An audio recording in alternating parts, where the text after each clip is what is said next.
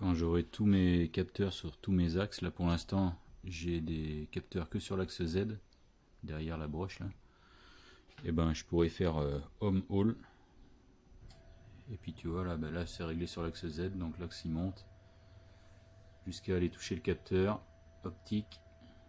Et j'ai vérifié, c'est toujours précis au centième nickel, il y a une bonne répétabilité. Et voilà, dès que ça le touche, je redescends de 5 dixièmes et je mets mon axe à 0. Là ça met mes autres axes XY à 0 aussi, mais dans la position à laquelle ils sont actuellement, vu qu'ils n'ont pas de capteur.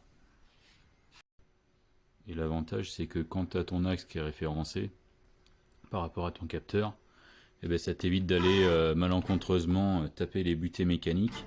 C'est-à-dire que quand tu relèves ta broche, si tu vas un petit peu trop haut, quand tu la relèves en jog, c'est-à-dire en manuel, si tu vas un peu trop loin, ben avant ça allait taper dans la butée mécanique, alors que maintenant ça te fait ralentir l'avance, enfin la vitesse de ton axe juste avant de taper le capteur, juste avant d'arriver au zéro en fait.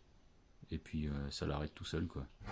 Voilà, hop, à la fin ça le ralentit et puis ça t'indique que voilà, tu peux pas aller plus loin. Tu vois, hop. Ce que j'aime bien avec ces logiciels là, c'est que tu peux vraiment tout paramétrer. Tu vois là je suis dans mes paramètres d'axe pour l'axe Z. Et bien là je peux paramétrer ma vitesse quand je fais mon homing vers le haut. Par exemple là mon homing vers le haut, moi c'est 500 mm minute. Après je pourrais faire un homing par le bas aussi, bon là 250 mm minute, mais ça je m'en sers pas parce que moi j'ai coché la case direction positive. Je fais mon homing vers le haut, c'est-à-dire en relevant la broche vers le haut. Et après, une fois que j'ai été déclenché mon capteur optique du haut, je redescends de 5 dixièmes et ensuite je mets mon axe à 0. Mon homing se fait 5 dixièmes en dessous du capteur.